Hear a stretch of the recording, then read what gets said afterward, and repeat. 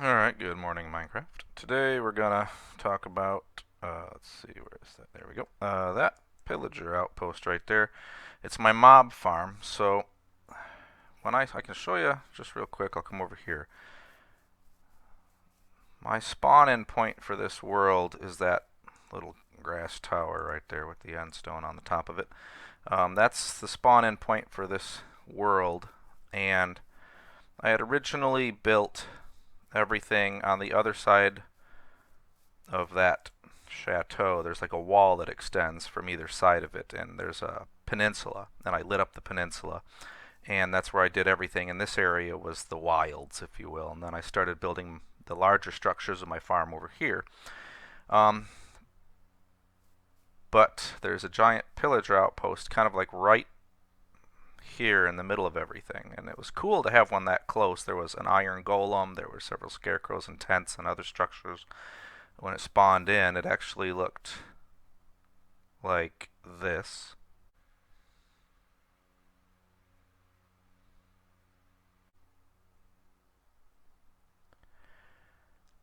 And now what I decided to do when I saw it, the first thing I did is I just pacified it. I just took half slabs. So the mechanics of a pillager outpost is a 72 by 72 square, centered 54 high from the chest, which is usually right there.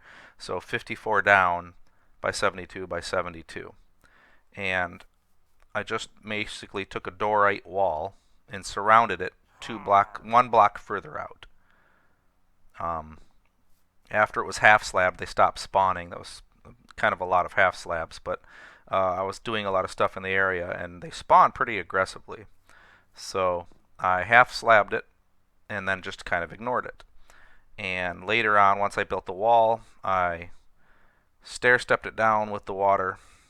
And so, just to show you the redstone, there is not, oops, there's a signal that comes in from below right there. That goes all the way down to the harvesting room. And it just stays on, and when I kill the switch, basically all the trapdoors flip open, and then this whole area floods. And you have to, these guys are gonna like, well, let me activate it real quick, and I'll show you what it looks like beneath it. So I didn't know if I wanted to keep the structure. It's kind of like right in the middle of my farm, and it's not the best looking thing. And when you do this, you do not have to completely excavate everything underneath. I just kind of did that so that when I'm standing here, I can look up and see the pillagers getting flushed. And this part is permanently water underneath the tower. I just did that for the heck of it to just kind of the way that designed the farm was just random. I just thought of it as I went. So there's 2 switches here. There's just a dispenser into some lava so I can, because I do not want crossbows and banners, which is what they drop. They're fairly useless. I have a bunch of them, but I don't need any more, so I just fire that into the lava so I'm not getting in my inventory, otherwise we'll fill up with banners and crossbows almost immediately. And then this button, redstone signal. So the cow and the milk is if I'm just down here to get a little quick XP to fix up my tools or my armor. I don't want to trigger a raid. You drink the milk and that'll clear the bad omen. And I keep the cow right here so I can fill the milk back up because I don't feel like having a million milk. Just keep a cow there. But as you can hear, they've all been flushed. You can see them being flushed into the trough, and that'll drop them down to the killing room. And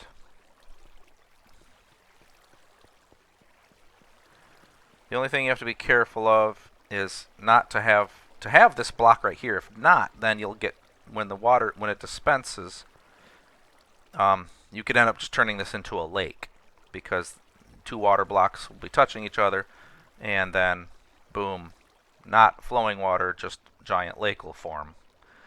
So you don't want to do that. So it's a very, very, very basic mob farm. If you leave the water running too long where it cascades down to the next tier, it actually starts killing the grass, and it's just dirt. Illagers spawn on grass and sand at any light level, so even during the middle of the day they just spawn in. There's I forget how many, I think 9 automatically. So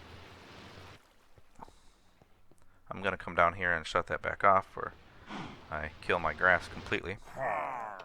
And then, there you go. See, now you can look at the upper right side just by my sword there. You can see at the tip of my sword there's that bad omen. So if I don't want to trigger a raid, grab the milk and drink that. Grab more milk and put that back for the next time. So that's how you prevent triggering a raid. And so as you saw right there, there's not a ton. You get a few. Let me see. Okay. So you say that's not that much. If they can't spawn in while the water's running, and you only get about 7, 8, 9 illagers, which is not a ton. So the way to make this be turned into a massive XP farm is actually to trigger a pillager raid. And to do that, you need an outpost very close to a farm, or not a farm, a village. And these are supposed to spawn naturally about 300 blocks from a village. There is no village anywhere near this farm. There is way over there about 600 blocks or so is a village, and then about 800 blocks that way is a village, but nothing close. So it's kind of odd that it did spawn in and there's no villages around, but I accidentally created one, and this was completely unintentional. Initially when I built this, it was just to contain them so I could deal with my farm while I decided what to do with this outpost and the illagers. But this iron farm, but anyway, that is a village. The perimeter of this village intersects the boundaries of the spawn radius of this pillager tower. And so if I trigger a raid, the raid will spawn naturally within the boundaries of this tower and then come to attack the village. And having them overlap prevents the raid from spawning anywhere else because it will automatically spawn at the villager tower, at the pillager tower here, and as soon as I get near this. So what happens then is the raid spawns in here, then you can start flushing them down and you can get a lot more XP off them and you can just kill them over and over again. But there is a little bit more to it, so I'm going to fire it up again. and wait for them all to get flushed in. Okay, so he's holding the banner, so... Okay, now we've got the bad omen again. Now this time, I'll shut that back off. This time I am not going to drink the milk. I am simply going to come up here and start getting near... I don't even have to get that close. And you'll notice I'll still be next to the farm. Oh, there you go. Raid. Okay. So I got too close to the village. Now a raid is formed. Now the raid will spawn inside that. So I'll come over here real quick and I'll show you. They can just watch them spawning in. Now the first spawn in is not a lot. Maybe a dozen of them. But what you can do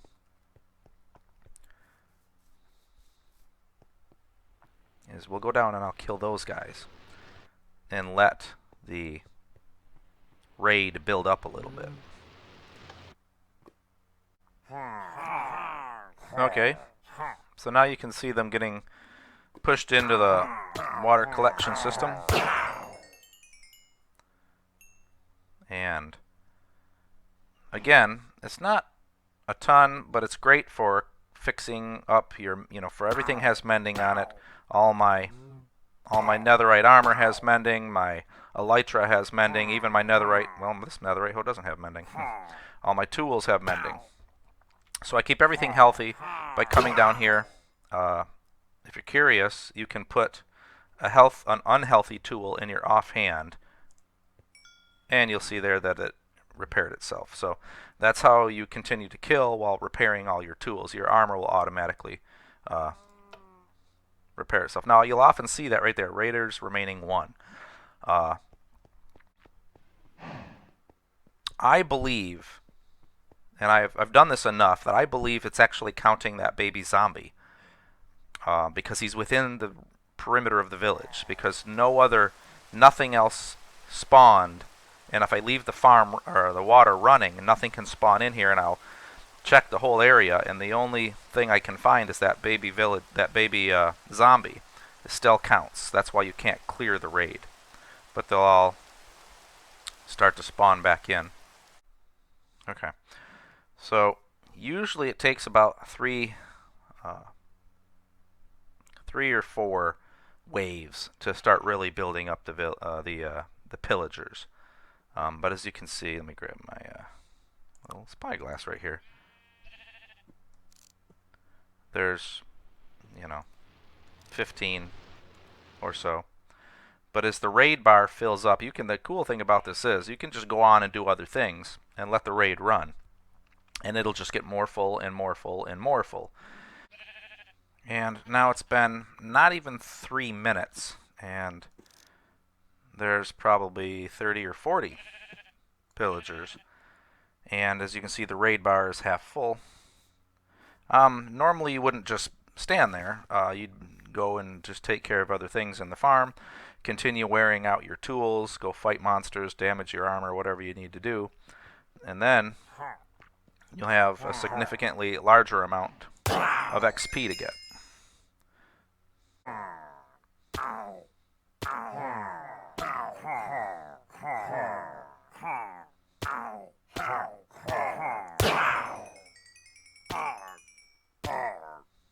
So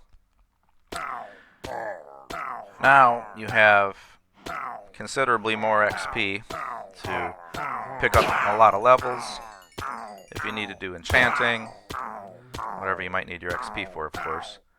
So now you're thinking, all right, once it gets going, it actually starts producing a lot. But what about crazy amounts? Well, that's where things get a little interesting. And that is if you let the raid bar fill completely up, or ignore it until eventually the raid ends, which it will. So what happens is, let's say I can't really end the raid because there's not a final pillager to kill.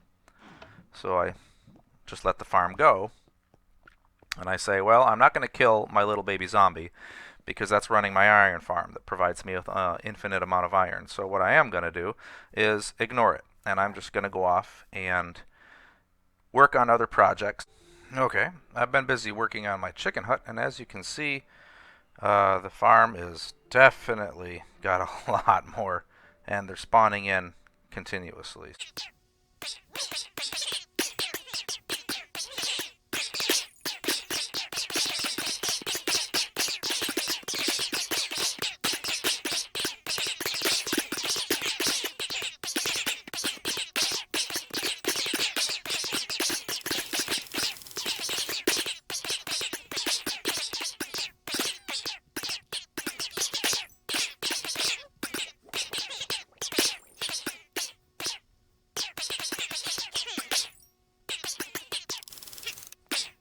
Alright, there we go. Another dozen levels, healed all my tools and armor. And levels come a lot slower when you're over 30, so that just gives you an idea of how much experience was pouring out of this thing. So that's it, and the raid ended on its own. I didn't kill all the pillagers, it just gave up after a certain amount of time, and I can go back to doing whatever I want with all the experience I need. Great, thanks for watching.